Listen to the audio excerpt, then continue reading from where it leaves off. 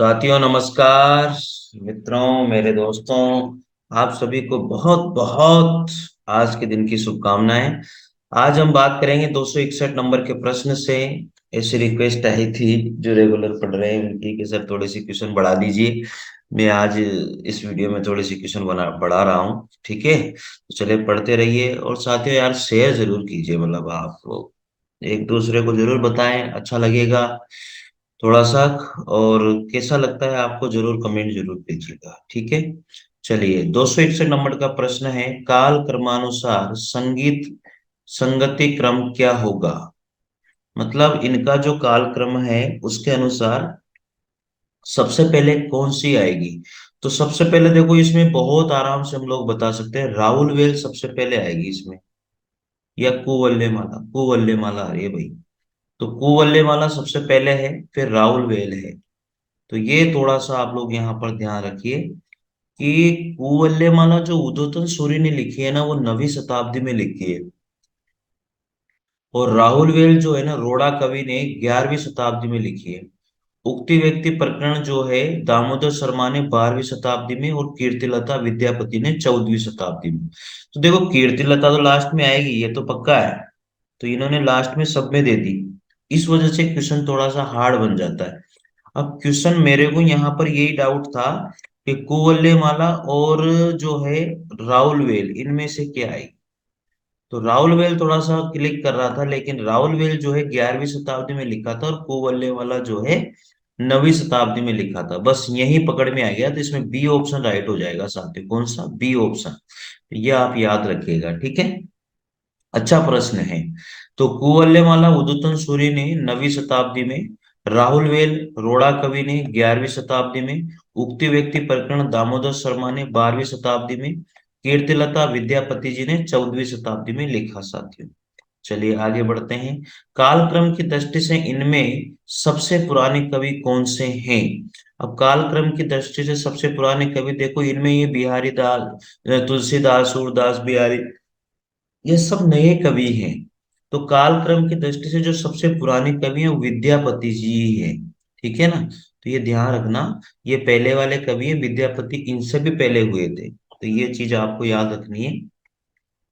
विद्यापति जी जो है 1350 ईस्वी से 1450 ईस्वी तक रहे। सूरदास जी 1478 से 1583 तक। तुलसीदास जी 1532 से 1623 तक। और बिहारी जी 1595 ईस्वी से 1663 ईस्वी तक रहे साथियों। याद कर लीजिएगा आप, है ना। तुलसीदास, सूरदास, बिहारी, देखो तुलसीदास, सूरदास, बिहारी, इनमें तो और भी क्वेश्चन बन सकता है, इसलिए याद कर लेना भाई। जो विद्यापति जी रहे वो 1350 से 1450 तक। जहां पर भी विद्यापति लिखे होंगे रजिस्टर में, वहां अगर ये नहीं लिखा हो तो नोट कर लेना। तुलसीदास जी लिखा हो वहां पर ये नोट कर लेना कि 1532 ईस्वी से 1623 ईस्वी तक ये रहे। सूरदास जी 1478 से 1583 ईस्वी तक रहे। बिहारी जी 1595 ईस्वी से 1663 ईस्वी तक रहे साथियों। तो डी ऑप्शन इसका राइट हो जाएगा, सबसे पुराने कवि इनमें से यही है।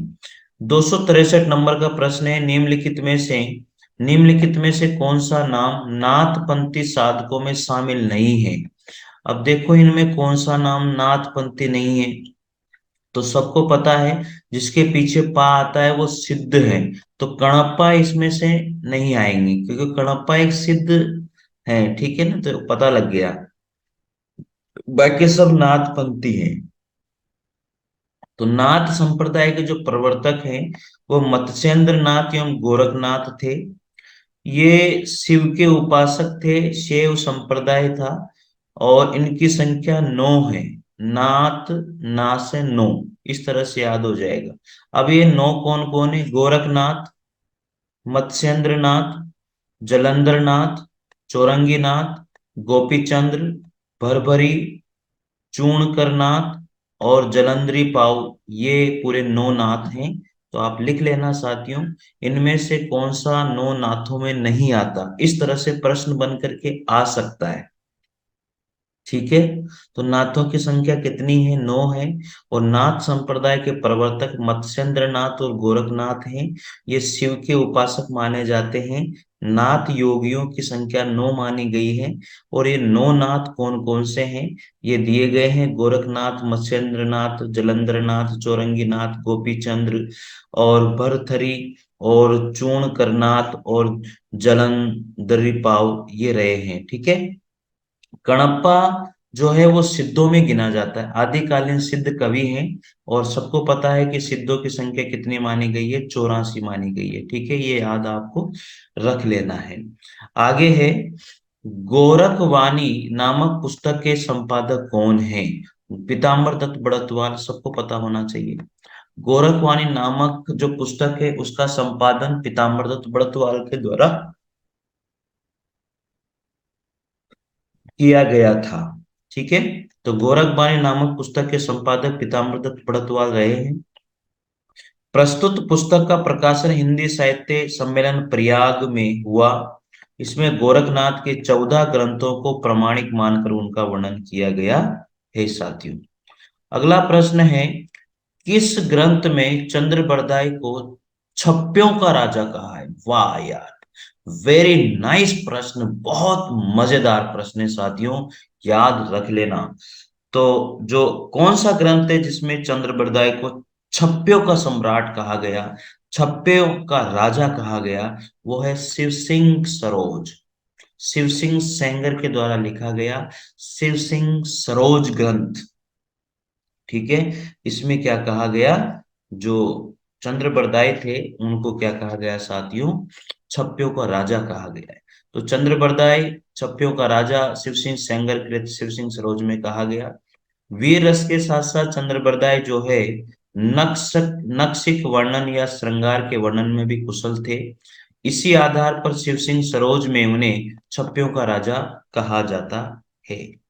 आगे है 266 नंबर का प्रश्न, आदिकालीन काव्य ग्रंथों में कथा कहने की परंपरा को लक्ष्य करके पृथ्वीराज रासो के संदर्भ में किस आलोचक ने लिखा है? कथा की परीक्षा इतिहास की दृष्टि से नहीं, काव्य की दृष्टि से होनी चाहिए। पुरानी कथाएं काव्य ही अधिक हैं, इतिहास वे एकदम नहीं हैं। तो इसमें हजारी प्रसाद द्विवेदी जी का ये कथन है कि आदिकालीन काव्य ग्रंथों में कथा कहने की परंपरा को लक्ष्य करके पृथ्वीराज रासो के संदर्भ में किस आलोचक ने लिखा? देखो क्या लिखा, वो कौन है जिसने ये बात लिखी है? कथा की परीक्षा इतिहास की दृष्टि से नहीं, काव्य की दृष्टि से होनी चाहिए। कथा की परीक्षा इतिहास की दृष्टि से नहीं, काव्य की दृष्टि से होनी चाहिए।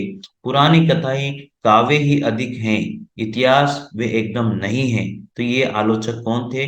आचार्य हजारी प्रसाद द्विवेदी थे। तो सी ऑप्शन इसका राइट हो जाएगा साथियों। तो मित्रों, मेरे हिसाब से आपको अच्छा लग रहा होगा, देखिएगा। पृथ्वीराज रासो के संदर्भ में आचार्य हजारी प्रसाद द्विवेदी ने ये बात कही है, कथा की परीक्षा इतिहास की दृष्टि से नहीं, काव्य की दृष्टि से होनी चाहिए। पुरानी कथाएं काव्य ही अधिक हैं, इतिहास वे एकदम नहीं है। राहुल सांकृत्यायन का इतिहास ग्रंथ हिंदी काव्य धारा 1944, आचार्य हजारी प्रसाद द्विवेदी का इतिहास ग्रंथ हिंदी साहित्य की भूमिका 1940 और विश्वनाथ प्रसाद मिश्र का साहित्य इतिहास ग्रंथ हिंदी साहित्य का अतीत, ये दो भागों में है रहा है साथियों। निम्नांकित में से सिद्ध साहित्य के विषय में कौन सा कथन सत्य नहीं है? देखिए, सिद्ध साहित्य के विषय में यानी कि सिद्धों के विषय में कौन सा कथन सत्य नहीं है? तो देखिएगा, सिद्ध साहित्य का झुकाव जो है सहज साधना की ओर है, ये तो बिल्कुल सही है। सिद्ध साहित्य के प्रथम कवि सरप्पा है, ये भी बिल्कुल सही है। सिद्ध साहित्य की रचना चार्या पदों और दोहों में हुई है, ये भी सही है साथियों। तो फिर तो ऑप्शन डी गलत है, तो यहाँ पर ये गलत हो जाएगा। सिद्ध साहित्य का प्रणयन पिंगल भाषा में हुआ, जबकि संध्या और संध्या भाषा या संधि भाषा में हुआ है साथियों। तो इसमें डी ऑप्शन गलत हो जाएगा, ये आपको ध्यान रखना। सिद्ध साहित्य का प्रणय पिंगल भाषा में, सिद्ध साहित्य में गलत कथन है। सहज यानियों की जो भाषा है वो संध्या भाषा है। सिद्ध साहित्य का प्रणयन मागधी अवट में हुआ है। सिद्ध साहित्य का जो प्रणयन है वो मागधी और अवध भाषा में हुआ है। 7वीं शताब्दी ईस्वी के सिद्ध कवि सरहपाद को हिंदी का प्रथम कवि माना जाता है। सरहपाद 7वीं शताब्दी के कवि माने जाते हैं और हिंदी का प्रथम कवि माना जाता है। सरहपाद की प्रसिद्ध रचना दोहा कोश है। सरहपाद की प्रसिद्ध रचना दोहा कोश है। सिद्ध कवियों ने सहज साधना गुरु सेवा का गान किया है। पंडित राहुल सांकृत्यायन ने 84 सिद्ध कवियों का उल्लेख किया है, जिसमें सरपा को हिंदी का प्रथम कवि इन्होंने माना है। कोल ज्ञान निर्णय के रचनाकार कौन है? कोल ज्ञान निर्णय, अच्छा प्रश्न है साथियों, नहीं मिलता है इस तरह का प्रश्न। कोल ज्ञान निर्णय के रचनाकार कौन है? तो मत्स्येंद्र नाथ ने ये कोल ज्ञान निर्णय ये रचना लिखी है। मत्स्येंद्र नाथ कोल ज्ञान निर्णय के रचनाकार हैं। इस पुस्तक का जो संपादन है डॉक्टर प्रबोध चंद्र बागची के द्वारा किया गया था। कोल ज्ञान निर्णय के रचनाकार कौन है? मत्स्येंद्र नाथ हैं। और इस पुस्तक के जो संपादन करता है वो डॉक्टर प्रबोध चंद्र बागची रहे हैं साथियों, आप नोट कर लीजिएगा। 269 नंबर का प्रश्न है, निम्नलिखित में से अपभ्रंश प्रभावित हिंदी रचना कौन सी है? निम्नलिखित में से अपभ्रंश प्रभावित हिंदी रचना किसको माना गया है? तो 269 नंबर का प्रश्न है साथियों, देखिएगा। इसमें भरतेश्वर बाहुबली रास, भरतेश्वर बाहुबली रास को जो है माना गया है। इसमें जो अपभ्रंश प्रभावित हिंदी रचना है वो है भरतेश्वर बाहुबली रास। कौन सी रचना है? भरतेश्वर बाहुबली रास रचना है साथियों। तो चलिए, भरतेश्वर बाहुबली रास जैन कवि शालिभद्र सूरि द्वारा रचित है। जो भरतेश्वर बाहुबली रास जो रचना है वो किसने लिखी? जैन कवि शालिभद्र सूरि के द्वारा ये रचना लिखी गई। ये हिंदी काव्य रचना आदिकालीन अपभ्रंश प्रभावित रचना मानी जाती है, क्योंकि अपभ्रंश साहित्य में इसको गिना जाता है। इस ग्रंथ में भरतेश्वर और बाहुबली के चरित्र का वर्णन किया गया है। ये जो भरतेश्वर बाहुबली रास जो रचना है शालिभद्र सूरि के द्वारा लिखी गई है, आदिकालीन अपभ्रंश रचना है।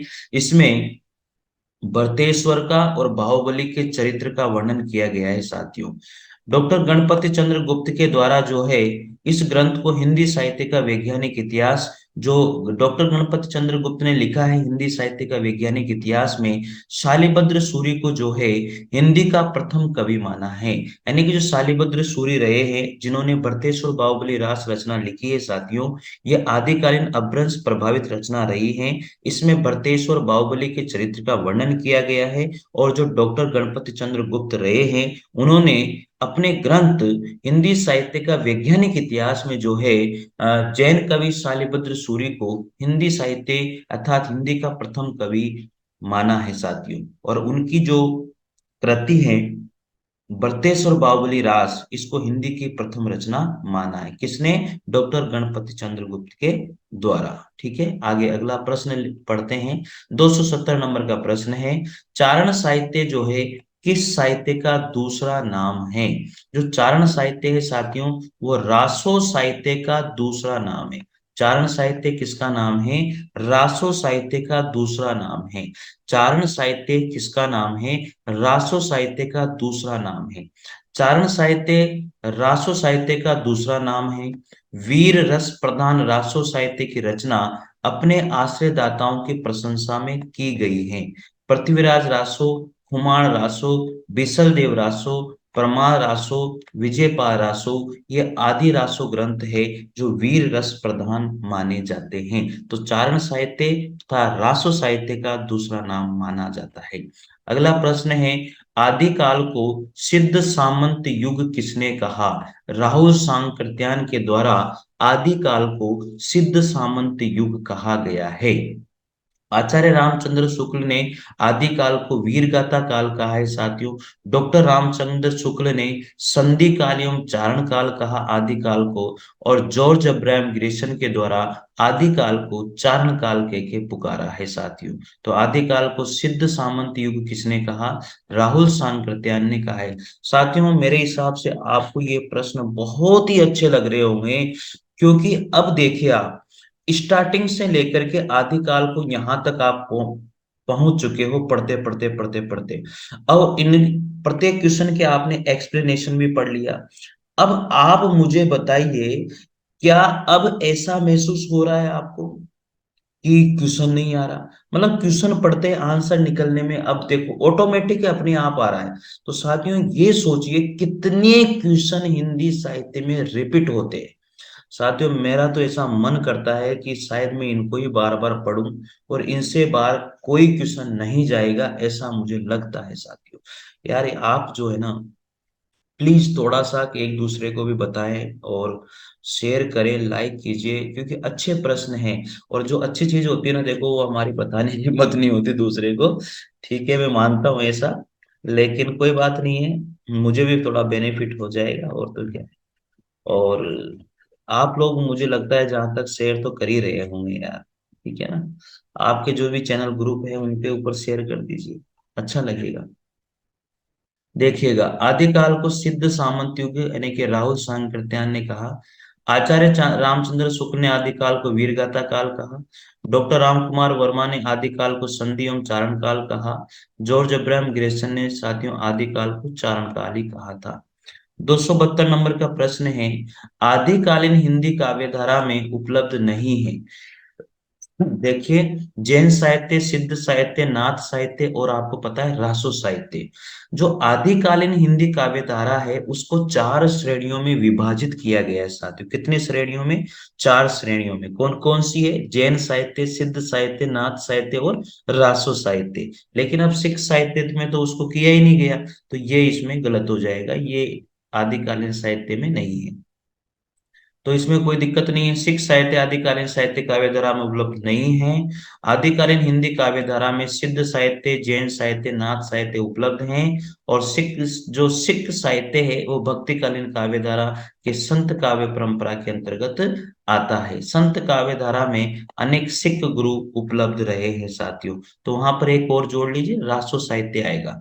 आदिकालीन साहित्य का प्रमुख रस कौन सा है? आदिकालीन साहित्य का प्रमुख रस साथियों आप सबको पता है, वीर रस है। हिंदी साहित्य में आदिकालीन साहित्य का जो प्रमुख रस है वो वीर रस है। आदिकालीन रासो काव्य ग्रंथों के वीर रसात्मक रस रचना प्रवृत्तियों को आधार पर आचार्य रामचंद्र शुक्ल ने आदिकाल को वीर गाथा काल की संज्ञा दी है। वीर रस के अतिरिक्त आदिकालीन रचनाओं में श्रृंगार रस का वर्णन किया गया है। अपभ्रंश का वाल्मीकि किसको कहा जाता है? स्वयंभू को जो है अपभ्रंश का वाल्मीकि कहा जाता है। जैन कवि स्वयंभू को अपभ्रंश का वाल्मीकि कहा जाता है।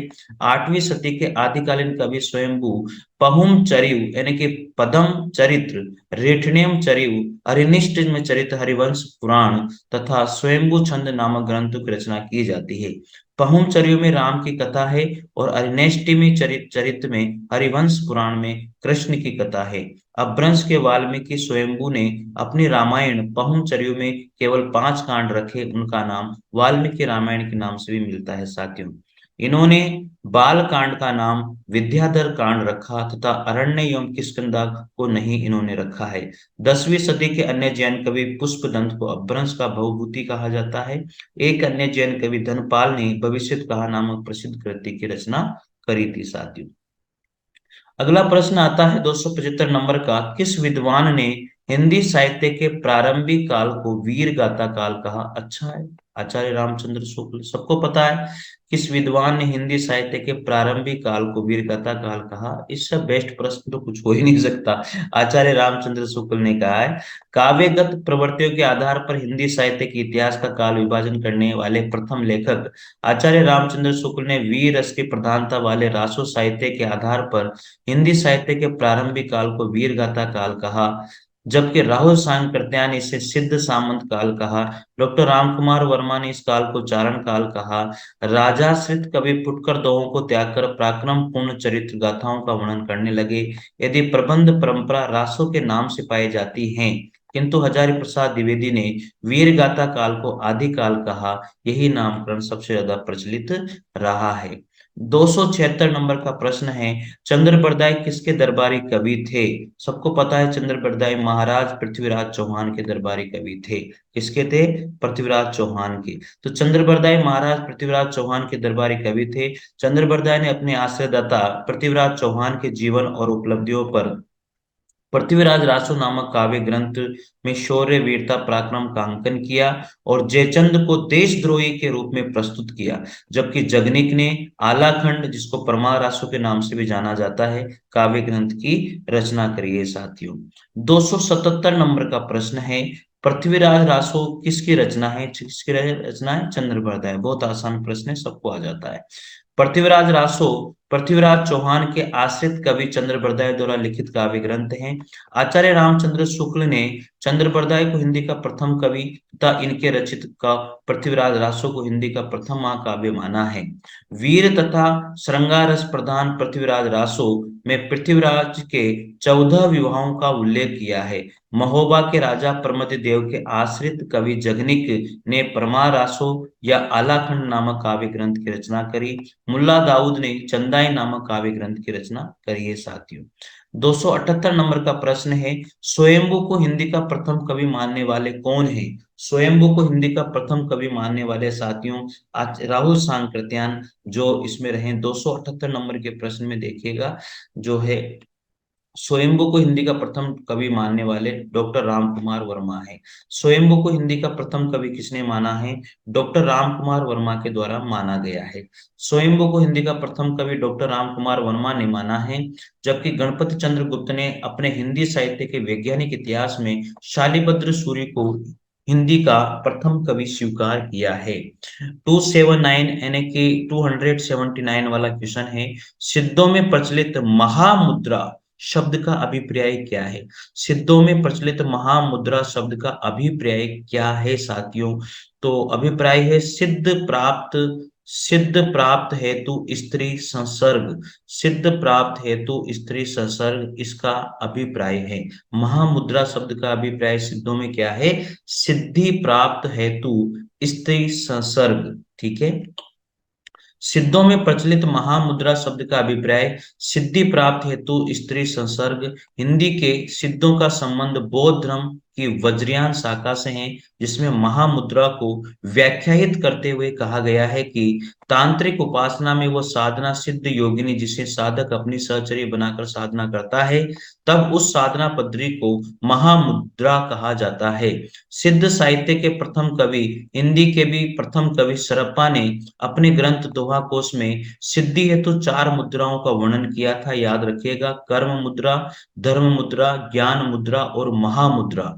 तो दोहा कोश में 4 मुद्राओं का वर्णन किया गया, सिद्धि हेतु, कर्म मुद्रा, धर्म मुद्रा, ज्ञान मुद्रा और महामुद्रा। ठीक है, याद हो जाएगा। अगला प्रश्न है 280 नंबर का प्रश्न, आलाह और उदल। आलाह और उदल नामक 2 वीर सरदारों की वीरतापूर्ण लड़ाइयों का वर्णन मिलता है। आला और उदल नामक 2 वीर सरदारों की वीरतापूर्ण लड़ाइयों का वर्णन मिलता है। वह कौन सा है? परमार रासो, जिसको आलाखंड के नाम से भी जाना जाता है, और ये ग्रंथ लिखा है जगनिक के द्वारा। तो परमार रासो जो है साथियों 1230 ईस्वी में इसे आलाखंड की रचना ये जगनिक द्वारा की गई है। इसमें आला और उदल नामक 2 वीर सरदारों का वीरतापूर्ण लड़ाई का वर्णन मिलता है। ये वीर गीत काव्य हैं। आलाखंड को सर्वप्रथम 1865 ईस्वी में फर्रुखाबाद के तत्कालीन जिलाधीश चार्ल्स इलियट ने प्रकाशित करवाया था। आलाखंड बरसात ऋतु में उत्तर प्रदेश के भैंसवाड़ा, पूर्वांचल और बुंदेलखंड क्षेत्र में भी गाया जाता है। ये एक गीत काव्य है साथियों। ठीक है, तो बहुत अच्छा है। वीर गीत काव्य, कौन सा? वीर गीत काव्य। इसको जो है वर्षा ऋतु में भैंसवाड़ा और पूर्वांचल और बुंदेलखंड क्षेत्र में सबसे ज्यादा गाया जाता है। परमार रासो को आलाखंड नाम से जाना जाता है, जगनिक ने लिखा है। और इसमें आला और उदल नामक 2 वीर सरदारों की वीरतापूर्ण लड़ाइयों का वर्णन किया गया है। 1865 ईस्वी में फर्रुखाबाद के तत्कालीन जिलाधीश थे चार्ल्स इलियट, उन्होंने इसे प्रकाशित करवाया था। बहुत बढ़िया प्रश्न बनता है साथियों। एक प्रश्न है 281 नंबर का, नाथ पंथ के जो प्रणेता है वो किसको माना गया है? नाथ पंथ के प्रणेता किसको माना गया है? इस प्रश्न का उत्तर आप कमेंट बॉक्स में कमेंट करके दीजिएगा। नाथ पंथ के प्रणेता किसको माना गया है? साथियों, एक प्रश्न आप लोगों से मैं और पूछता हूं, वो प्रश्न का आंसर आपको देना है।